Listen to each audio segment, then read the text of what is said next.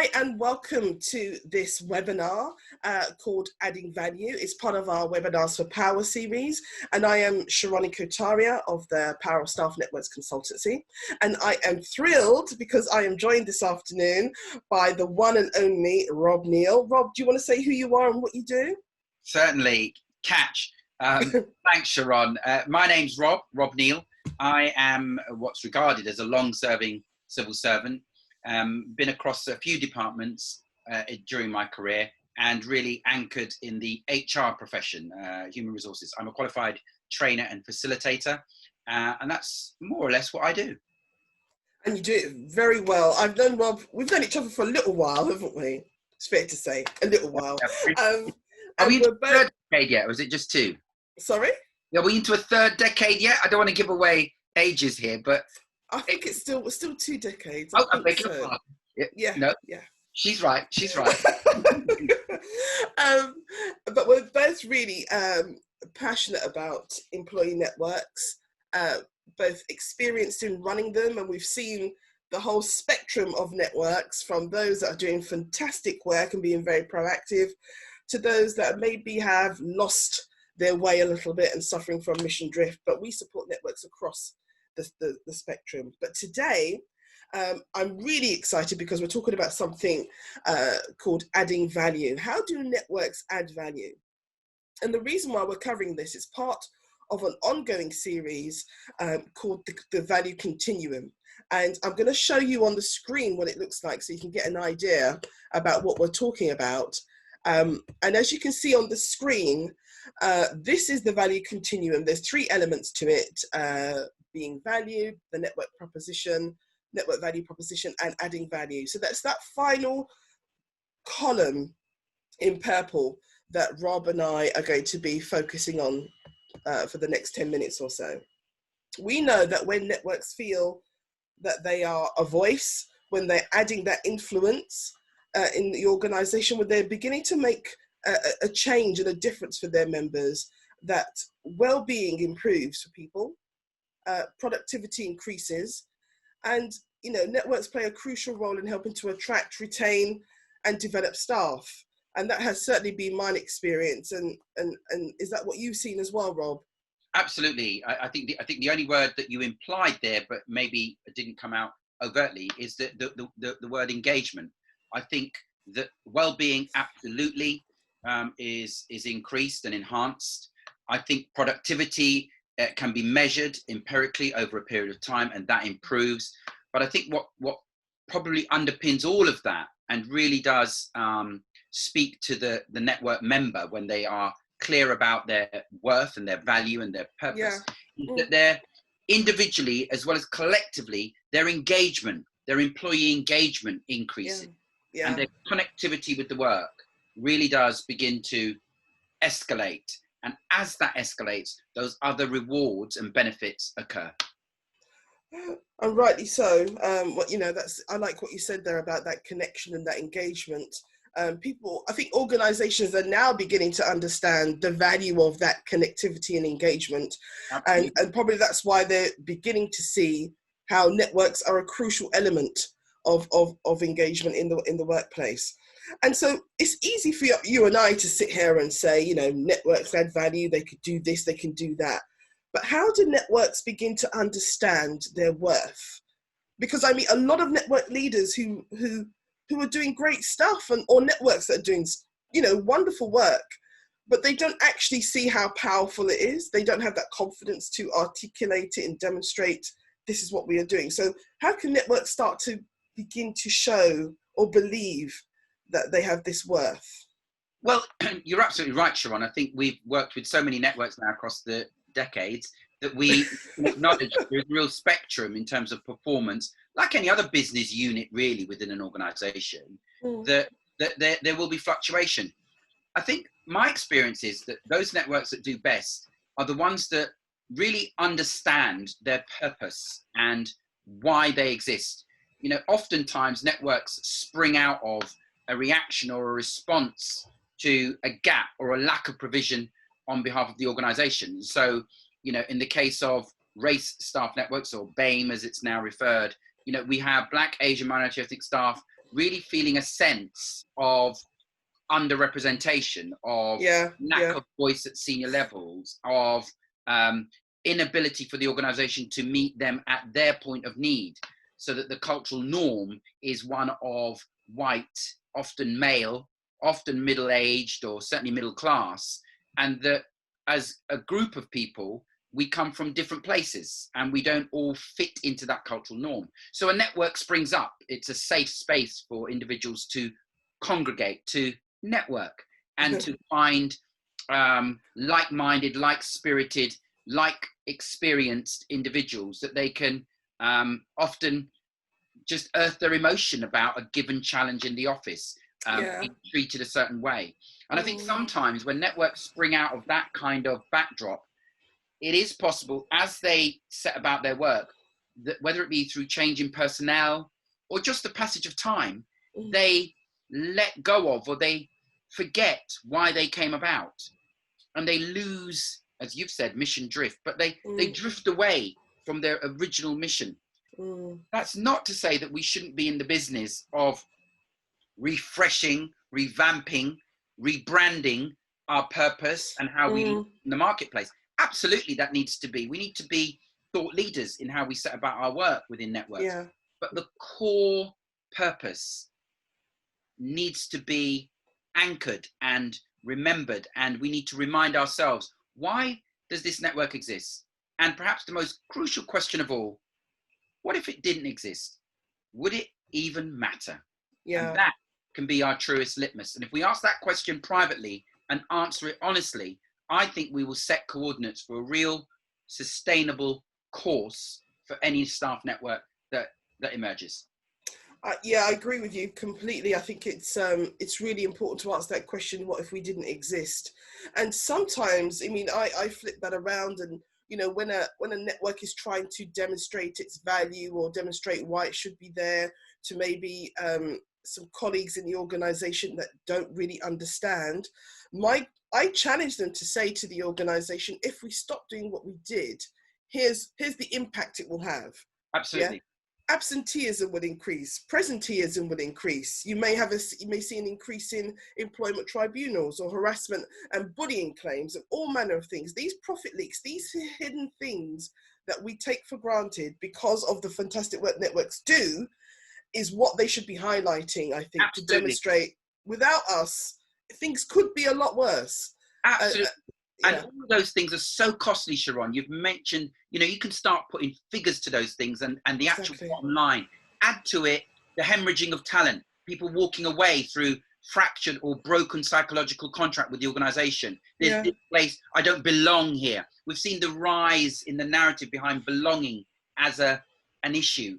And networks use their time and space to increase our understanding and our levels of belonging. We get things like, you mentioned the increase of sick absence or absenteeism, but we get an increase in presenteeism. People going through the motions, coming to work and just, you know, doing work, but not really bringing all of themselves into the workplace. So some of their creativity is lost. Some of their spark and innovation is lost. Why? Because they don't have that safe space. Their voice isn't heard in the way that networks can provide that. And I think also, when you think about networks, it's not only just that we sometimes hemorrhage talent and people walk away from the organization, that can be measured too, but we also fail to attract people from that minority group, because people looking at and leaving education and thinking of employment think, oh, should I join? Actually, I might join that organization, because you know what? There's a network for people just like me. And if I do face any turbulence, I can go there. And actually, I see people like me getting on in that organization. And I think when you look at the range of what a network, a representative staff network with a real understanding of its purpose, locked in to its engine room and the way it navigates what happens in the organization, that's when you get the incredible power of that staff network being released. Absolutely. I mean, I've spoken to a number of organizations, and this applies particularly to millennials and Gen Z coming through. I mean, you know, it's not just about the job. For them, it's about the environment. It's how they feel when they go there. And they look at the ethics of the organization, the values. And if they don't align with who they are, they're not interested. Not So it's in interested. the interest of an organization to demonstrate, when you join us, you're part of our family. No matter who you are, where you're from, you belong, you can progress. And I think when networks step up, exactly, they have the, networks can be the organization's welcome committee. Do you understand? If they really understand how they can plug into those things. So if we know, Rob, that this is all the good stuff, right? This is the great things that networks can do, how organizations can benefit from how they add value. Why does it go wrong? What are some of those blockages, those things that hinder networks? And I'm not laying all the blame at the door of networks, but there are some things that networks do that really, they trip themselves up a little bit. And I'm forever saying, well, why did you do that? What have you seen in your experience about some of the blockages they've encountered? Well, again, it's a real range of stuff, Cherron. I think I've seen some networks give in to the organization asking them to do stuff, to put on events, to get clap happy about their existence. No disrespect to anyone I've worked with, but I've seen it happen in different organizations where they might throw them a bit of money to do a celebration at a given time in the year, what I call steel pan and samosas. But it's all very well, and lots of balloons and streamers and even bunting. But actually, it's a party. It's a bit of a jolly for a moment, often half a day, maybe as long as a day. But when all the balloons and streamers hit the floor and they're cleared away and you sweep up, you go into work the next day or the next week, and the underlying issues are still there. Still there. Still there. You feel good for a little while. You may even have a little dance with a senior leader, and you see them chill out in a way that, they don't ordinarily do. And then some casual conversation.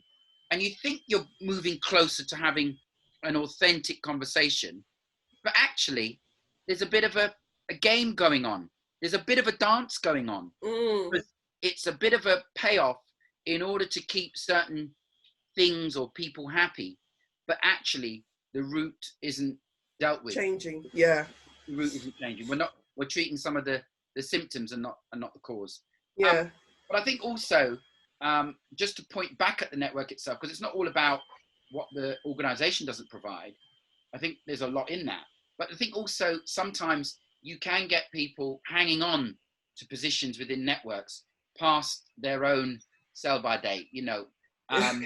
I'm very much, and I've learnt this the hard way because it happened to me personally. I've seen it happen to dear friends, that you spend a lot of time creating a network, indeed building a network. Yeah. And something about that journey convinces you that only you can do it. I know how to do this.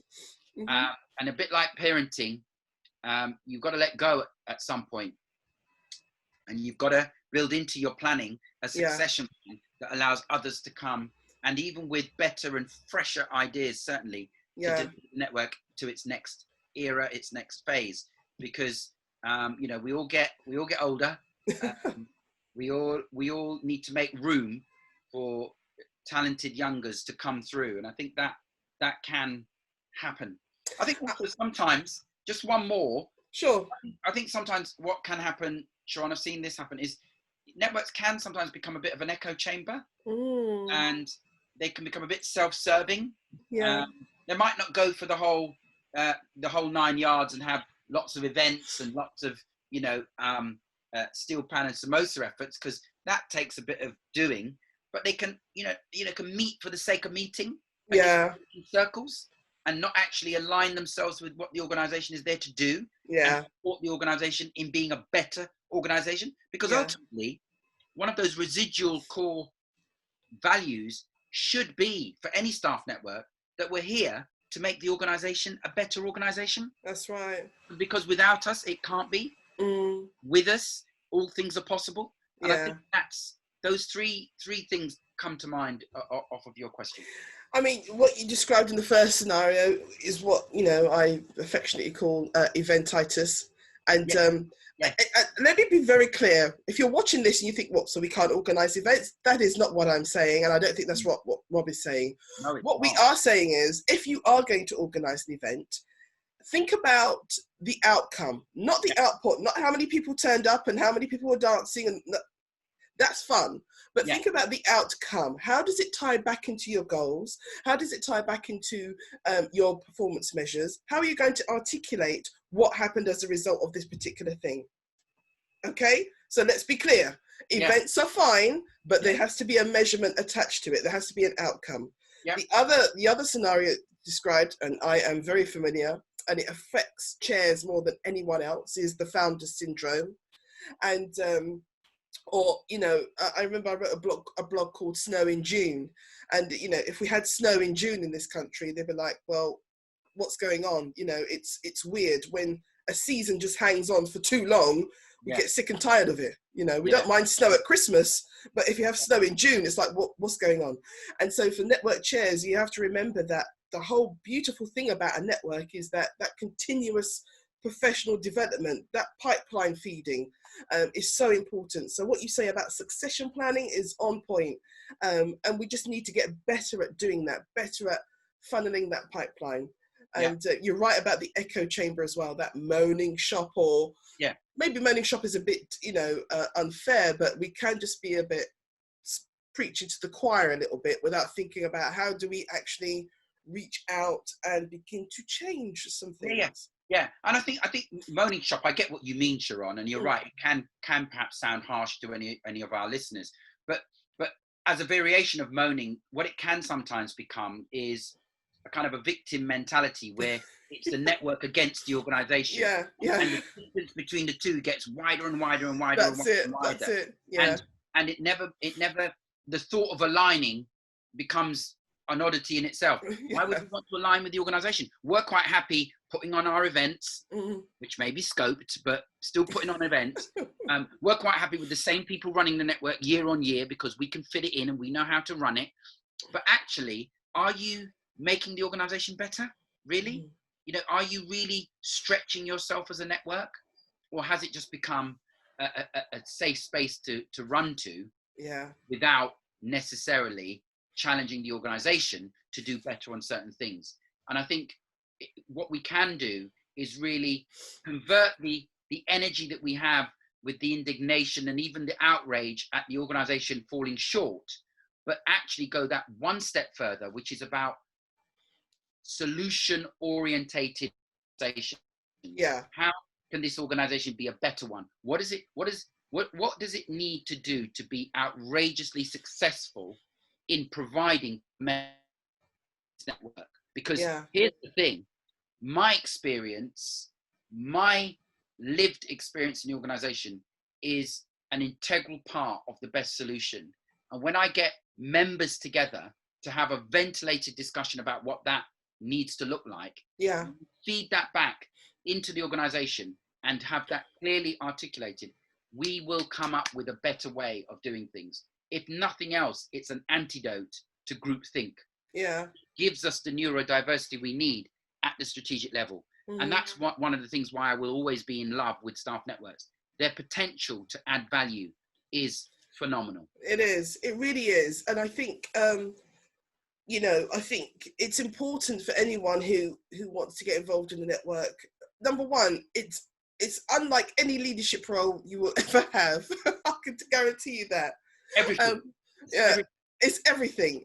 But because it's so much, it's even more important for you to be very clear about your why, about how you're going to do it. And so, you know, a good proportion of your time should be spent in, you know, what's the foundation? Who are our stakeholders? What are our priorities? How do we know we're going to reach those goals? Those things are fundamental if any network wants to demonstrate how it's adding value.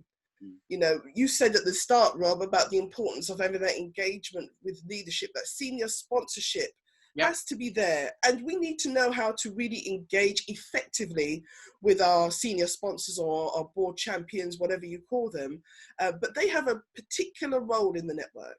They're not there to run the network. They're there to work with you in a collaborative way and using their strategic antenna to tell you, this is what's going on. Here's what we think you need to be focusing on. Here's how I can help. Think about the role you want the champion to take on. Yeah, go for it. A question I had for you, Cherron, and it's kind of coming to me, having read your book and heard you speak about the range of different networks that you've worked with. You mentioned somewhere in the book about how it is we can attract individuals who want to contribute to the network, and how we can, those networks that kind of they fall into not so much lazy, but they get a bit stale, and they get a bit tired, and they get a bit the same old people turning up. Is there anything that you wanted to highlight in this conversation about ways in which the networks can spark that innovation, that can feed or nurture the creativity in terms of personnel and individuals coming to the meetings, or coming to these days the online discussions and forums that you set up? Is there anything that comes to mind? Yeah, gosh, goodness, how long have we got? Hold on, I'll just try and pick a couple of things. So most network chairs will say to me, our members don't come to our events, or people don't come.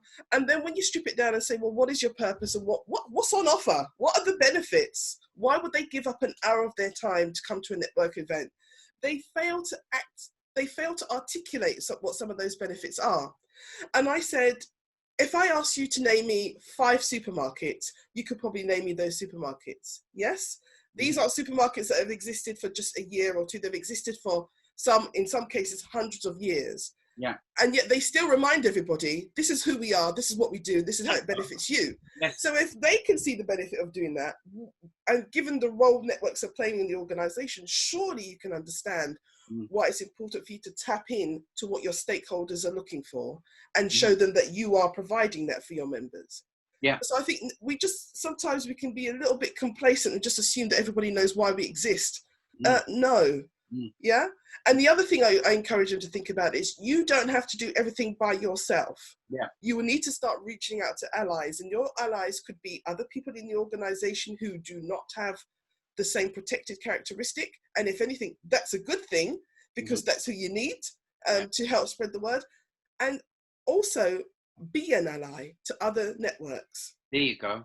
Reach out to other networks, because we hear a lot of things about intersectionality and multiple identities and so on. So if you have someone who's of Asian descent, they've also person of faith, and they've got a disability, what do you want them to?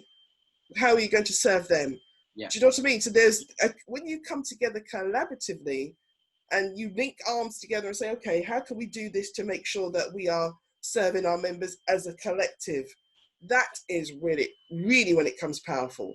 So those are just some of the things. Look internally. Have we got our house in order? Are we really doing what we should be doing?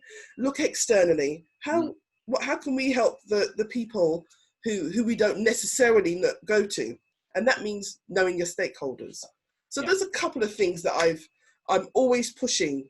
Do your stakeholder mapping, and then begin to think about how do you reach out to various groups and tailor your message accordingly. So, powerful stuff. It begins to speak to your point, Cherron, about, when you take on, whether it's the chair role or anywhere on the executive committee of a staff network, you really are taking on a position of leadership that is going to test you on all sorts of levels. Absolutely. Often beyond the grade or position that the organization might have you in. That's right. That's one of the ironies. That's it. The people who come together to start this network are often whether it be, the real almost victims of the isms at play. And some of that results in them being employed at a level that is below their capability. Yeah.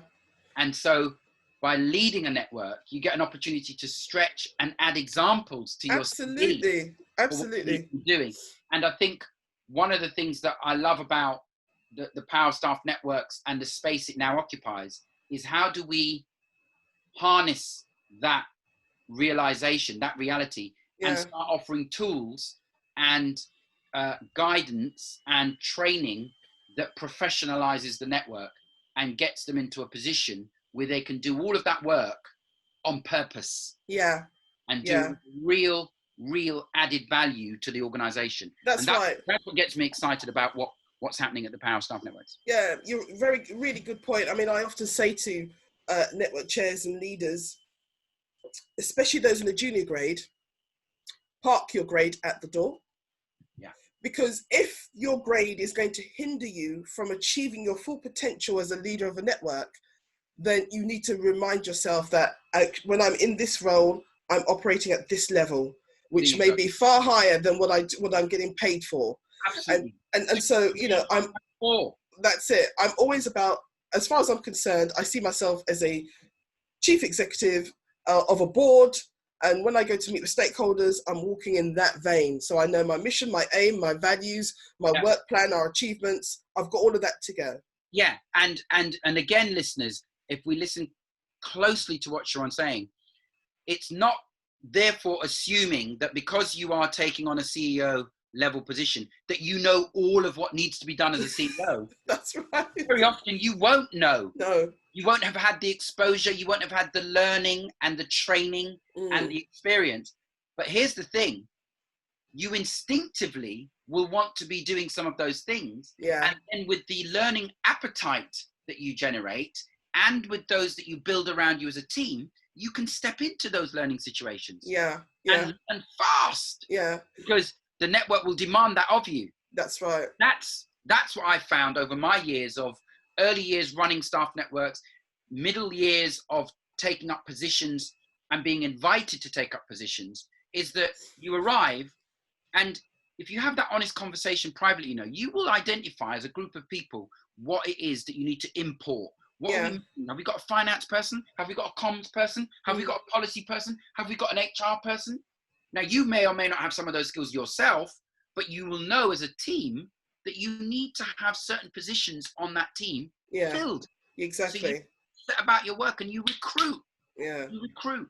And in order to recruit, you start to say the value, the benefits, and all of those things. So, you know, well, Rob, you know, I know that you and I could talk about this for another 2 hours. Easily. There's all that, I guess it's all that experience that we've lived through. But I love the way a lot of that is captured in your book anyways. Yeah. But it's good to have a conversation like this to keep it fresh, keep it up to date, up to speed with what's happening. And I think there is something really exciting happening with networks across public and private sector. I agree. I think organizations now are acknowledging that their networks can add value.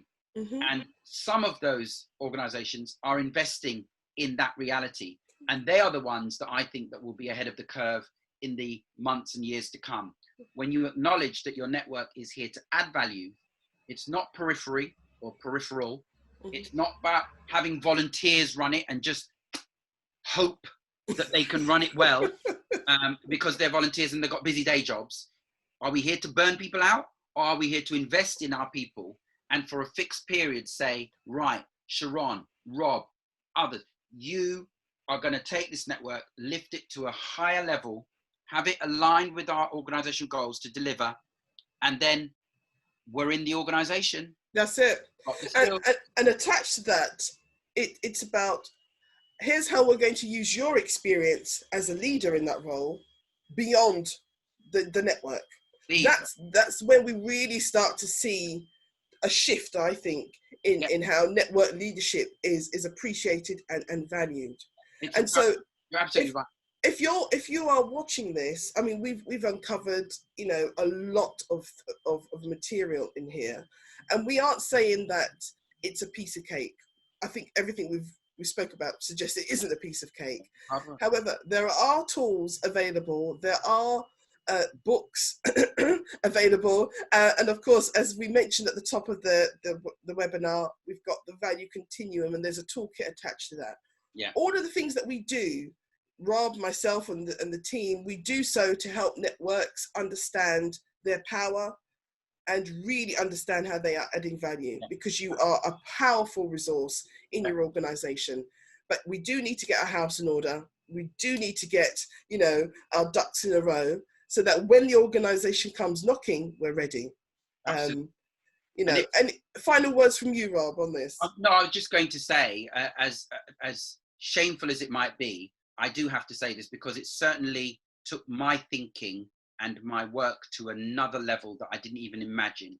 But if you haven't already, no, seriously, Cherron can be as embarrassed as she likes, but this book remains, and this is now into my 18th or 19th year working with networks. That's not the age of this book, but what I'm saying is when I came across this book, reminder, Cherron, how old is the book?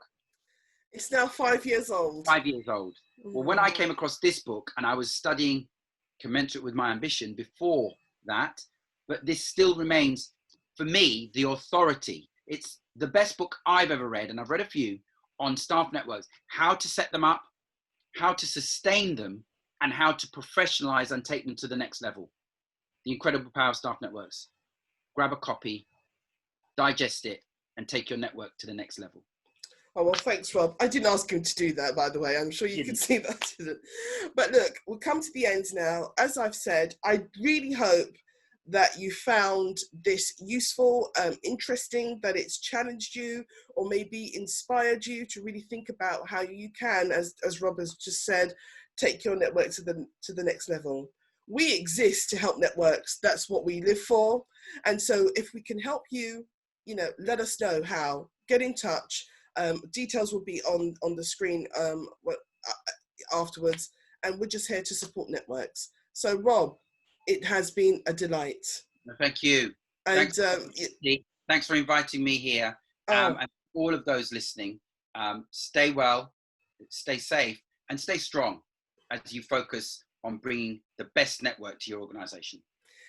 So final thing from me, if you've enjoyed it, let us know. If you would like us to do something different, let us know. Just keep the conversation going, and always remember that you're more powerful than you realize. So tap into that power. From Cherron and Rob, from Cherron and Rob, from Cherron. Goodbye from her. And it's goodbye from him. See you soon. Take care. One take.